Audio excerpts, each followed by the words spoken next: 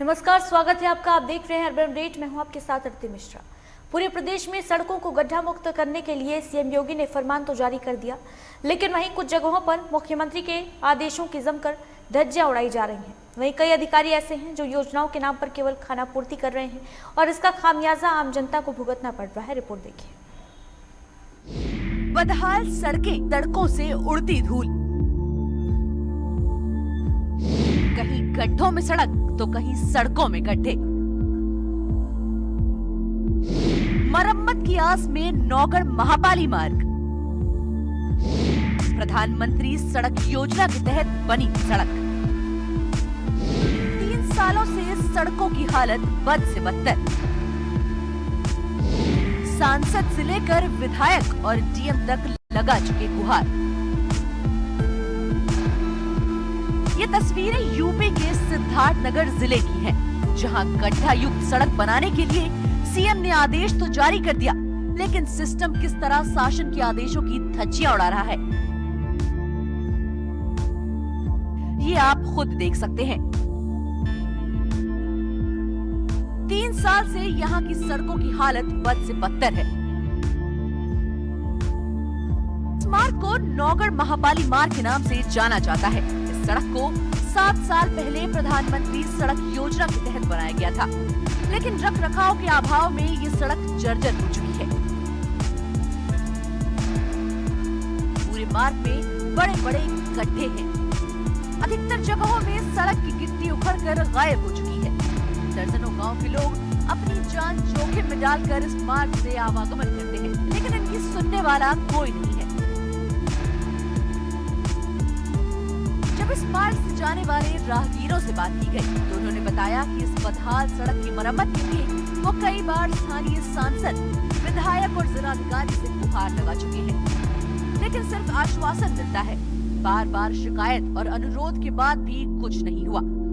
इस मार्ग से भारी संख्या में छात्र छात्राएं मुख्यालय, स्थानीय स्कूल जाते हैं, जिससे उन्हें बड़ी दिक्कतों का सामना करना पड़ता है। लोगों की मांग है कि इस बदहाल सड़क की मरम्मत कराई जाए, जिससे आवाजाही में सुविधा मिल सके। पिछड़े जिलों में शुमार सिद्धार्थनगर जिले मुख्यालय से एक नजदीक में ही पुरानी नौगढ़ है और वहां से एक सड़क निकलती है जिसे नौगढ़ महापाली मार्ग कहा जाता है।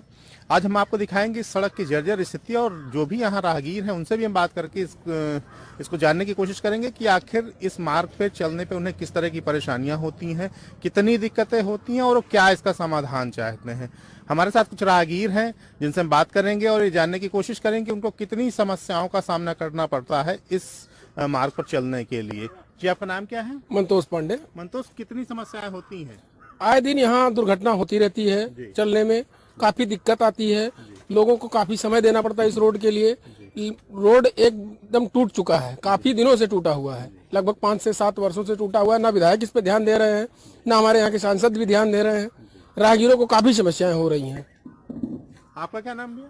मेरा नाम फिरोज अहमद है। फिरोज, कितनी समस्याएं आपको होती हैं? सर बहुत समस्या है, काफी साल से इस पे कुछ नहीं पड़ा है, जैसे का तैसा है पड़ा है और आने जाने में इतनी दिक्कत होती है कि पूछो ना। यहाँ तक कि स्कूली बच्चे भी पानी में हल्के आते जाते रहते हैं। जो भी गड्ढे हैं बहुत बुरी तरह फट चुके हैं और यहाँ कोई नहीं देखने वाला, ना संसद। कितने साल हो गए? सर 10 वर्षों से हो गया है, 10 वर्षों से। अच्छा, आप लोग कभी किसी से इसकी शिकायत किए? कभी बहुत धरना दिए, बहुत शिकायत किए। 2 बार जगदम्बिका पाल सांसद थे, वो उन्हीं के उसमें पार्ट टाइम में कभी नहीं, गिट्टी नहीं इस पे नहीं पड़ा कि किसी तरीके से बन जाए, किसी मसले का हल हो जाए। सर यहाँ हम लोग काफी परेशान हैं, यहाँ बहुत ज्यादा परेशान है। कोई आपके घर में हो जाता है तो कैसे आके ले जाते होंगे? सर ऐसे ही जाते हैं, रास्ते में दम तोड़ देते हैं, कहाँ पहुँच पाते हैं, ऐसी दिक्कत होती है सर। एक और सज्जन है, उनसे भी बात करेंगे, वो क्या बताते हैं। जी, आपका शुभ नाम? रुपेश कुमार गुप्ता। रुपेश, कितनी समस्याएं होती हैं? सर यहाँ पे बहुत सी समस्याएं हैं, आप देख ही रहे हैं। सड़क देख लीजिए, नौगढ़ भरपुर होके जाते हैं सब राहगीर, कितना चोटिल हो जा रहे हैं, कितना भी है, सारी समस्या है। और उसके बाद में यहाँ पे आए दिन प्रतिदिन घटना होते रहती है। अभी आप महापाली गांव में देख लीजिए कितना गड्ढा है, आप देखे होंगे। आए दिन वहाँ पे आदमी गिरते रहते हैं, कभी न चोटिल भी हो जाते हैं। इतनी सारी समस्या हम लोग डीएम साहब के भी यहाँ दिए हैं और माननीय विधायक जी भी यहाँ दिए हैं, सांसद जी के भी दिए हैं। इस पे कोई सुनवाई नहीं हो रहा है जी। तो आप लोग जब सांसद जी से मिले तो उन्होंने कुछ आश्वासन नहीं दिया? नहीं, कुछ नहीं आश्वासन दिए। बीच में विधायक जी आए थे देखने के लिए, उसके बाद विधायक जी ने कहा कि हम डीएम साहब से कह देंगे। आज तक वो डीएम साहब से भी नहीं कहे, लगभग 2-3 साल हो गए। कौन विधायक है? जी श्यामधन निराही। तो इनसे आपकी बात हुई थी? जी हमारी बात नहीं हुई थी, और लोगों से बात हुई थी। विधायक जी मौजूद वहाँ पे आए थे उस प्रतिनिधि के तौर पे। उसके बाद उन्हें हमारे समझ में नहीं आ रहा, वो गए विधायक जी कहा कि हम डीएम साहब से कहेंगे। आज तक डीएम साहब भी देखने नहीं आए वहाँ पे। क्या चाहते हैं आप लोग इसके लिए? हम लोग चाहते हैं सर पूरा सुरक्षित बन जाए, राहगीर को सबकी परेशानी दूर हो जाए। जो महिलाएं बच्चे स्कूल देख, अब स्कूल भी पास में ही है, आए दिन बच्चे गड्ढे में होके जाते रहते हैं जी। तो इस प्रकार आप देख पा रहे होंगे कि लोगों ने ये आरोप लगाया कि इस सड़क मार्ग को दुरुस्त कराने की आवश्यकता है। काफी वर्ष हो गए हैं इस जर्जर सड़क पर कोई ध्यान नहीं दे रहा है। सड़क की हालत बेहद जर्जर है। अब देखने वाली बात ये होगी कि इन लोगों के कहने के बाद भी सांसद, विधायक, जो भी जनप्रतिनिधि हैं, आखिर इस समस्या का समाधान कब तक निकालेंगे। वीडियो जर्नलिस्ट सद्दाम खान के साथ अनिल तिवारी, लाइव टुडे, सिद्धार्थनगर।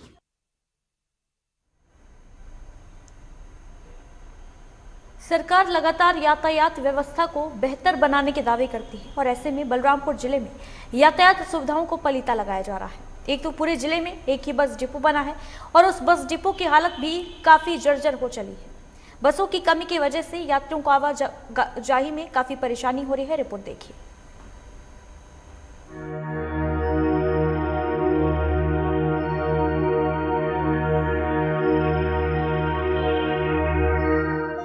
बलरामपुर भारत नेपाल सीमा क्षेत्र का काफी पिछड़ा हुआ जिला है। इस जिले में यातायात सुविधाओं के रूप में रोडवेज की बसें और ट्रेन का ही सहारा है।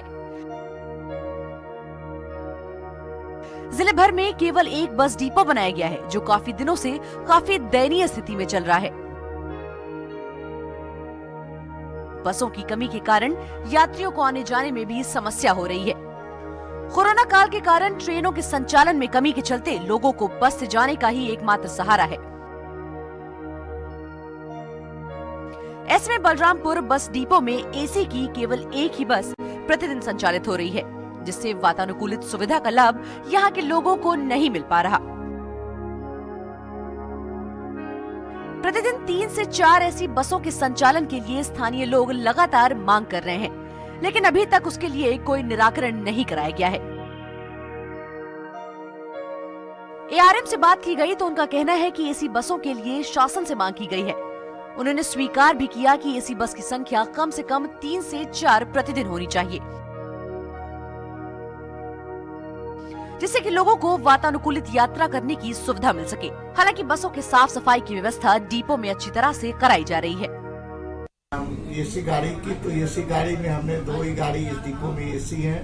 तो सवेरे 5 बजे के समय पर हमने झांसी तक दिल्ली की और बम्बई के जाने वाले यात्रियों की सुविधा को देखते हुए उससे कोरोना काल में बड़ा दबाव रहता था यहाँ झांसी का, तो हमने लगाया तो गाड़ियाँ सफल रही, बहुत अच्छा इनकम दी, बहुत अच्छा चल भी रही है। 2-1 गाड़ी और हमें इस डिपो की जरूरत है कि हम 10 बजे के पास या 3 बजे के पास नियमित चलावे, लेकिन वो गाड़ियाँ है नहीं। डिमांड कर रहे हैं कि गाड़ी जैसे मिल जाएगी हम 2 गाड़ी और हमें बीच के दिनों में हमें डाल देंगे, दोपहर के पहले और दोपहर के बाद, ताकि यहाँ के लोगों को कोई असुविधा न हो। जो एसी जाना चाहे लखनऊ कानपुर वो प्राप्त मिलता है। मैं से आपका लखनऊ से बिलोंग करता हूँ। उसके बाद क्योंकि मेरे को भी से यहाँ पे आने जाने में बहुत ये सब हो रही है। जैसे एसी बस का से ऐसे ही से मतलब से बढ़ाना तो ज़रूरत है।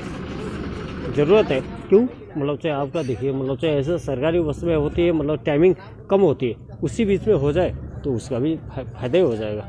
उसी बीच में जैसे 2 चलती है उसी बीच में 4 हो जाए, कम से कम से पैसेंजर को दिक्कत नहीं होगी। क्या बोलते बसें के लिए बहुत दिक्कत होती है सवारी के लिए जो है। अब इसका जो है बस जो है एसी एक ही चलती है, एसी कम से कम 2 बस चलाई जाए जिनमें से पब्लिक को कोई दिक्कत न हो। और धन्यवाद। बलरामपुर जिले का एकमात्र बस डिपो जिला मुख्यालय पर स्थित है। डिपो के बेड़ी में 2 दर्जन से अधिक जनरल बसें हैं,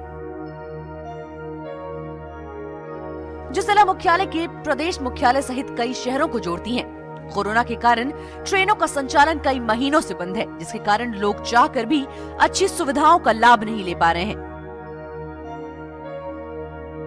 हालांकि जिले की सड़कों की स्थिति अब सुधर चुकी है। सड़कों की हालत जब खराब थी तो एसी बसों के संचालन में समस्या आ रही थी। वहीं बलरामपुर दौरे में परिवहन मंत्री ने इस बात का जिक्र किया था कि सड़कों की स्थिति सही होने पर कई एसी बसों का संचालन कराया जाएगा।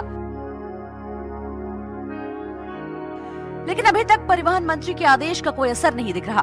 बलरामपुर डिपो से एसी बस सुबह 5:30 बजे लखनऊ होते हुए झांसी से निकलती है। उसके बाद दिन भर कोई भी एसी बस उपलब्ध नहीं है। लोगों की मांग है कि कम से कम प्रतिदिन 3 से 4 एसी बसों का संचालन कराया जाए। वातानुकूलित बसों की संख्या बढ़ाने के लिए लगातार प्रशासन से मांग की जा रही है। जनपद बलरामपुर वैसे तो काफ़ी पिछड़ा हुआ जिला है। उत्तर प्रदेश के सबसे पिछड़े 8 जनपदों में जनपद बलरामपुर एक है। इसे प्रधानमंत्री तथा मुख्यमंत्री द्वारा अति महत्वाकांक्षी जनपद की श्रेणी में रखा गया है और सरकार लगातार जिले के विकास के लिए प्रयास भी कर रही है। सड़कों का जाल हो या स्वास्थ्य सेवाएं हो या फिर यातायात की सेवाएं, सभी को सुदृढ़ बनाने का प्रयास लगातार चल रहा है और फिलहाल तो अभी संतोषजनक स्थिति दिख रही है। हालांकि पहले नहीं थी क्योंकि रोडवेज स्टेशन एक नया प्रस्तावित हो, अभी बना नहीं है और बसों की साफ सफाई अच्छी की जाती है जैसा कि दिख रहा है, ताकि यात्रियों को स्वच्छ और क्लीन स्थिति में मिले। क्योंकि कोरोना काल चल रहा है तो स्वच्छता के आधार पर ही इस समय जोर भी दिया जा रहा है। बसों की जो सीटें हों साफ़ हों, अंदर से भी साफ़ हो, बाहर से भी स्वच्छता हो। इसके लिए यहाँ हम आज जानने का प्रयास करेंगे कि क्या नाम है आपका? मेरा नाम देवेंद्र कुमार पांडे। पांडे जी, जैसे बसों की साफ सफाई के लिए क्या व्यवस्था करते हैं आप लोग? साहब, पहले तो हम अंदर से झाड़ू लगाते हैं बहुत साफ करके, उसके बाद एसी में पोछा मारते हैं पानी से, सूखा गीला कपड़ा करके, और शीशे भी साफ करते हैं, सीटियाँ भी साफ करते हैं। उसके बाद बाहर से अपने रूटर वेटर से जो मशीन लगी हुई है हमारी, उससे सफाई करते हैं, जो क्या जिससे कि हमारी गाड़ी साफ सुथरी जाए और पब्लिक हमें ये न कहे कि हमारा काम गंदा हो रहा है यहाँ से बलरामपुर डिपो से। ये ऑटो मशीन लगी हुई है साफ करने के लिए, रोटावेटर।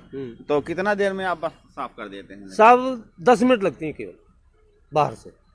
10 मिनट में बस अच्छी तरह से स्वच्छ हो जाती है और जिससे यात्रियों की बैठने की स्थिति हो। आप भी यहाँ कार्यरत हैं। क्या नाम है आपका? जगदीश शर्मा। किस पद पर हैं आप? हम तो साफ सफाई में हैं। सफाई में तो बस स्वच्छ रहे और आपका एरिया भी क्लीन रहे, इसके लिए क्या करते हैं आप? ये साफ झाड़ू लगाते हैं, इसमें सफाई करते हैं, इसके अंदर शीशा साफ करते हैं, सीट साफ करते हैं और धुलाई करते हैं मशीन से और पाइप से। सर, आप क्योंकि यूनियन के प्रतिनिधि भी हैं, तो आपकी जिम्मेदारी ज़्यादा बढ़ जाती है कि आप रोडवेज स्टेशन नाम कमाएं और अच्छी सुविधा हो, यात्रियों को सुविधा मिले। तो क्या है अभी रोडवेज में क्या क्या समस्याएं रहे या क्या अभी तक है यहाँ पर? सर, मैं क्या बताऊं आपको, फिलहाल बलरामपुर में तो ढेर सारी समस्या थी, लेकिन अब हद तक बहुत बलरामपुर हमारा विकास के रास्ते पर है। जैसे बलरामपुर से बहराइच का रोड बन गया 1 नंबर, बलरामपुर से गोंडा का रोड बन गया, बलरामपुर से उतरौला का रोड बन गया, बलरामपुर से तुलसीपुर बढ़नी तक रोड बन गया।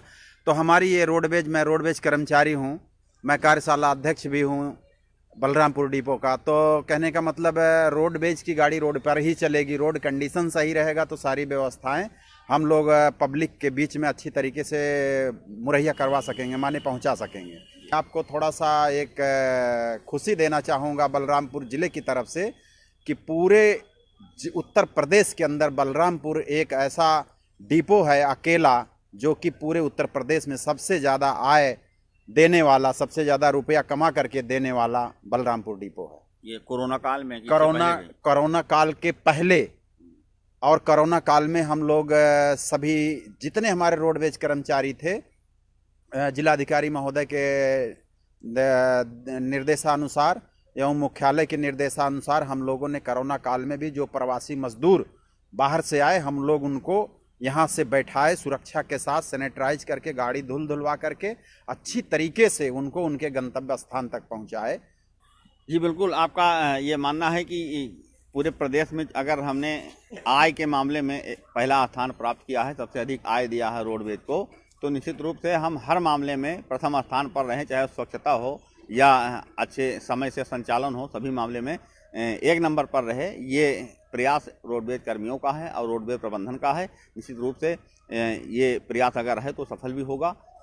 कैमरा पर्सन जयप्रकाश के साथ अखिलेश्वर तिवारी, लाइव टुडे, बलरामपुर। और फिलहाल यहाँ वक्त एक छोटे से ब्रेक का है, जल्द लौटेंगे।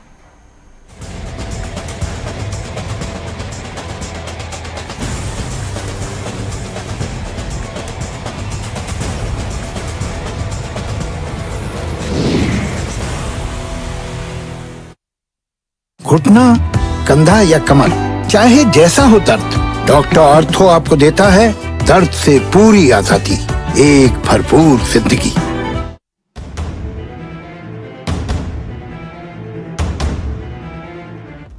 सत्ता के गलियारे की हर खबर या हो सरकार से जुड़ी हर बात, राजनीति के तीखे हमले हो या हो राजकाज की हर चाल, जमीन से जुड़े मुद्दे हो या फिर पलायन की बात, उत्तराखंड में 30 से ज्यादा अनुभवी रिपोर्टर्स जो मैदान से लेकर पहाड़ों तक उठाएंगे मुद्दे की आवाज।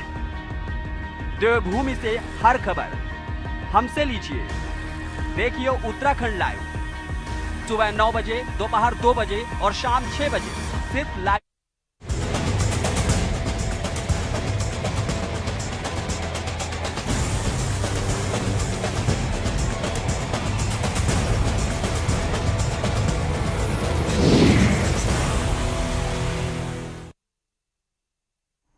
ब्रेक के बाद स्वागत है आपका। हरिद्वार के रोशनाबाद की हालत खनन के कारण बदहाल है।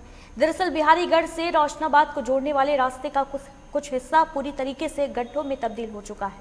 बुग्गावाला खनन क्षेत्र होने की वजह से यहाँ पर खनन की गाड़ियों की आवाजाही ज़्यादा है, जिसकी वजह से ये रास्ता खस्ताहाल हो चुका है।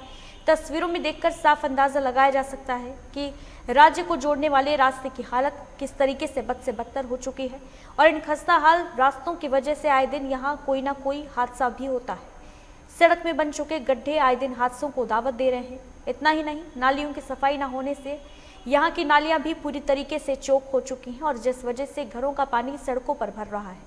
अगले महीने से कुंभ मेले का आयोजन शुरू होने वाला है और इसके चलते हजारों लोग कुंभ के लिए इस मार्ग को भी चुनते हैं, लेकिन संबंधित विभाग और अधिकारियों की अनदेखी की वजह से मार्ग की सुध लेने वाला कोई नहीं।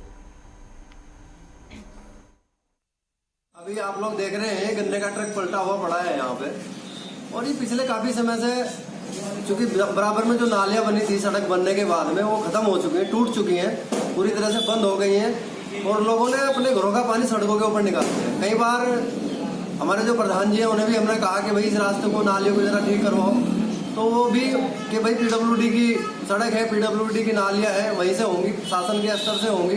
तो ऐसा क्या करके वो लोग भी पीछे हो गए और अभी आप लोग देख रहे हैं सड़क के ऊपर कितनी हालत खराब है। यहाँ पे बड़े बड़े खड्डे हो गए, कई बार यहाँ मोटरसाइकिल वाले जो है वो गिर करके चोटिल हो चुके हैं। कई बार ऐसी स्थिति हो गई है कि काफ़ी चोट लोगों को आ रही है और आज ये सबके सामने कई दिन से लग रहा था कि यहाँ कोई ना कोई हादसा होने वाला है। अच्छी बात यह है कि ये हादसा उस समय हुआ जब लोग नहीं थे, नहीं तो कोई भी बड़ी घटना हो सकती थी। सरकार दिव्यांगों के विकास के लिए लगातार दावे करती है, लेकिन अगर जमीनी हकीकत देखी जाए तो सारे दावे फेल नजर आते हैं। मामला छत्तीसगढ़ के गौरेला पेंड्रा जिले का है, जहां ग्राम सिवनी में हरदेव प्रसाद केवट पूरी तरीके से दिव्यांग है। दरअसल हरदेव ने कोरोना काल के दौरान राशन कार्ड और शौचालय जैसी जरूरी सुविधाओं के लिए कई ऑफिस के चक्कर काटे, लेकिन उसे हताशा और नाकामी के अलावा कुछ नहीं मिला। हरदेव के पिता टीबी के मरीज हैं और बहन भी पैर से दिव्यांग है। हरदेव का परिवार किसी तरीके से मेहनत मजदूरी कर अपना खर्चा चला रहा है। वहीं परिवार की स्थिति को देखकर भी सक्षम अधिकारी असमर्थता व्यक्त कर रहे हैं।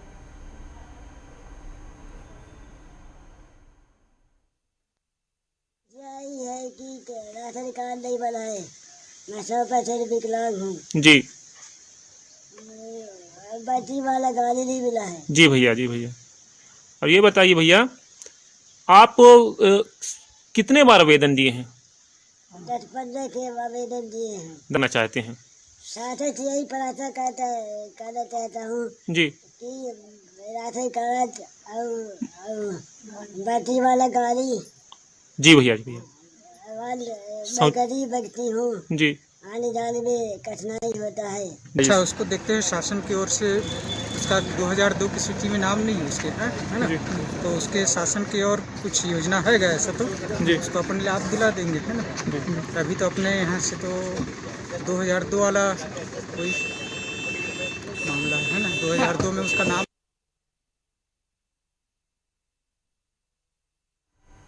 स्वच्छ भारत मिशन से भले ही देश को स्वच्छ बनाने का दावा किया गया, लेकिन सरकार के जिम्मेदार बीमारियों को दावत देती समस्याओं की ओर ध्यान देना जरूरी नहीं समझते। मामला हरदोई के मुख्य नगर पालिका के वार्ड नंबर 1 का है, जहां दिन ब दिन हालत खराब होते जा रहे हैं उफनाती नालियां और कूड़े के ढेर लोगों के लिए परेशानी का सबब बने हैं, लेकिन जनता की इस परेशानी पर ध्यान कोई नहीं दे रहा। दरअसल आधे शहर का पानी इसी नाले से होकर गुजरता है, लेकिन आज तक ये नाला निर्माण विहीन है। बरसात के दिनों में पानी लोगों के घरों में भर जाता है और पूरे वार्ड के प्रमुख रास्ते पर कूड़े कचरे का अंबार लगा है, जिस वजह से लोगों का निकलना भी दूभर हो गया है।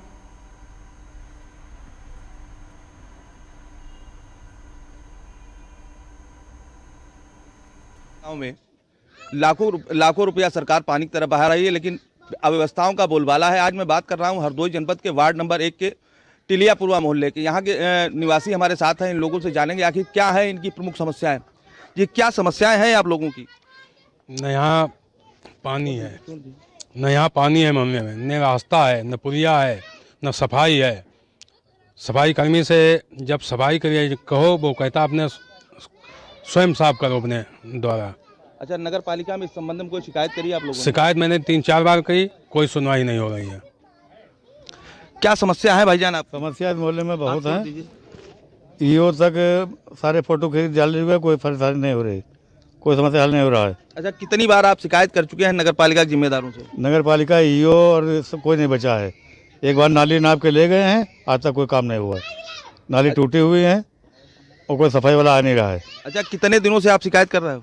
7 तारीख को एक दिन आए थे, झाड़ू लगा गए, उसके बाद नहीं आए। क्या समस्या है आपके मोहल्ले की? जी, यहाँ पे नाला वगैरह देख रहे आप हैं कि कितना गहरा है। यहाँ पे रोडें नहीं हैं, नालियाँ नहीं हैं। यहाँ पे बरसात में निकलने में बहुत सी दिक्कतें होती हैं। यहाँ पे बच्चे स्कूल भी नहीं जा पाते हैं। अच्छा, आपके स्तर से सभासद से लेके नगर पालिका जाती है, मतलब कहा बस खत्म। 2 साल हो गए, पाइपलाइन वालों, जल निगम वालों से भी कहा, बाकी सबसे भी कहा, तो उनका भी काम था, उन लोगों ने बस खोद के चले गए, अभी तक बनाई नहीं है। कहो तो आज कर देंगे, कल कर देंगे, तो वो भी कुछ नहीं कर रहे हैं। नगर पालिका की तरफ से भी कोई भी चेयरमैन साहब से भी 50 बार कहा गया, फोटो भेजे गए, तमाम बातें की गई, मगर अभी तक कोई इसका प्रस्ताव नहीं हुआ है। क्या समस्या है भाईजान आप? समस्या ये है कि हमारे यहाँ जो है नालियों की सफाई नहीं हो रही है, और सफाई जो है कूड़ा से उसी में जाम हो जाता है, और उसके बाद जो है नालियाँ अपने आप हमें साफ करनी पड़ती हैं। रोड पर बनी हुई है। इनका कहना है नगर पालिका की हिला हवाली और लापरवाही का दंश यहाँ के लोग झेल रहे हैं। हमारे साथ कुछ महिलाएं हैं, हम इनसे भी जानेंगे आखिर क्या समस्याएं हैं इन लोगों की। जी, यहाँ जहाँ पास हम रह रहे हैं टिलिया पे, यहाँ पे नाली भी नहीं है, नाला भी साफ नहीं होता है, मच्छर का रोड भी नहीं है। ये चाहते कि रोड बन जाए, नालियाँ बन जाए, नाला भी बने, हमारा पानी सब घर में लगता है, जाके नाला फट जाता, बारिश होती है। अगर नगर पालिका से आप लोगों ने कभी शिकायत की है? अरे घर के आदमी जाते हैं, हम औरतें कहाँ जाएं। नगर पालिका के जिम्मेदार कभी यहाँ देखने आए आप लोग की नाला तुम रहते? ऐसे 1 बार 2 बार आए, बाद में कोई काम हम नहीं हो, कोई लापरवाही सारी है। इनका कहना है कि नगर पालिका कर्मचारी पूरी तरह लापरवाह बने और इस ओर ध्यान देना ही नहीं चाहते। क्या समस्या है आप लोगों की? समस्या क्या है, यहाँ आते हैं सब लोग देखने के लिए, तो उनके पीछे भागते हैं, कहते भैया हमारा भी बनवा दो, इधर रोड बना दो। तो वो लोग क्या कहते हैं, नगर पालिका कहो जाके, मेंबर से कहो जाके अपना, अब सुनते ही नहीं कोई बात, चले जाते ऐसे ही। हालात बद से बदतर है। अन्य महिला भी हैं, क्या समस्या है आप लोगों की? बच्चे स्कूल नहीं जा पाते, पानी दरवाजे के ऊपर लगता आके है, सरकार को ध्यान भी नहीं दे रही है, बच्चे के चोट लग जाती है, गिरते नालियों में जाकर गिर पड़ते हैं जाके। इनका कहना है जलभराव के चलते अक्सर इनके बच्चे जो है नाली में गिर जाते हैं, उनके चोट भी लग जाती है। बच्चा सामने इसके चोट भी लगी है। कब गिरा था ये बच्चा? ये भी परसों गिरा था। आप लोगों ने शिकायत कितनी बार की नगर पालिका से? कम से कम 5-6 बार तो गई होगी। कितनी बार आप लोगों ने शिकायतें की हैं नगर पालिका से? अभी तो इधर शुरुआत में 3-4 बार करी ही गई है, और उससे पिछले तो पहले तो करी जा रही थी, उससे तो कोई मतलब ही नहीं है। क्या समस्या है आप लोगों की? यही रोड की है परेशानी हम लोगों को, नाला ये पड़ता है, यहाँ का पानी मेरे मोहरे पे लगता है जाके, ये बच्चे निकल नहीं पाते। नगर पालिका के सफाई कर्मी और कर्मचारी यहाँ आते हैं कभी पूछने या देखने के लिए? झाँकने भी नहीं आते, उनसे शिकायत करो कुछ भी करो, वो आते ही नहीं है। आए थे, देख लेते, चले जाते। वो दिन नाला यहाँ पे भर गया, बुलाया, वो चले गए, आए भी नहीं। इन लोगों का सीधे सीधे कहना है हरदोई नगर पालिका पूरी तरह लापरवाह बनी, जिसके चलते इन लोगों का जनजीवन अस्त व्यस्त है। कूड़े कचरे के ढेर पर ये लोग रह रहे हैं। बगल में ही बड़े बड़े नाले हैं, लेकिन उनका निर्माण नहीं है, सफाई नहीं, गंदगी की भरमार है। बीमारी बांटती या तस्वीरें या बताने के लिए काफ़ी है कि इस मोहल्ले में विकास के नाम पर कुछ भी नहीं। लाइव टुडे के लिए अरविंद तिवारी, हरदोई।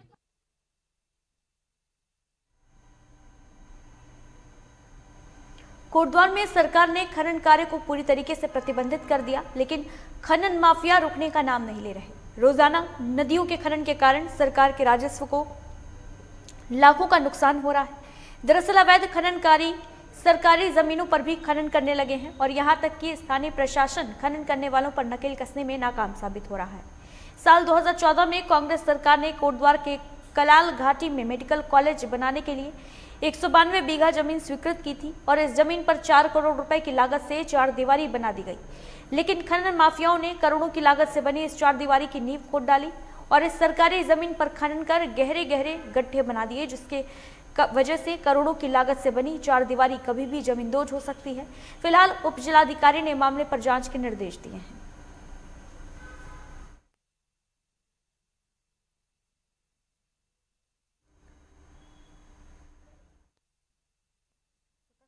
आप अंदाजा लगा सकते हैं कि किस तरीके से सरकारी जमीन पर अवैध खननकारियों ने खनन किया है और करोड़ों की लागत से बनी चार दीवारी कभी भी जमींदोज हो सकती है। सरकार को हर साल लाखों का नुकसान होता है। अवैध खनन माफियाओं के हौसले लगातार बुलंद नजर आ रहे हैं। 2014 में इस चार दीवारी का निर्माण हुआ था। 192 बीघा जमीन मेडिकल कॉलेज के लिए स्वीकृत है, जिस पर अवैध खननकारियों ने मेडिकल कॉलेज की नींव खोद डाली है और फिलहाल जिलाधिकारी ने जांच के आदेश दिए हैं।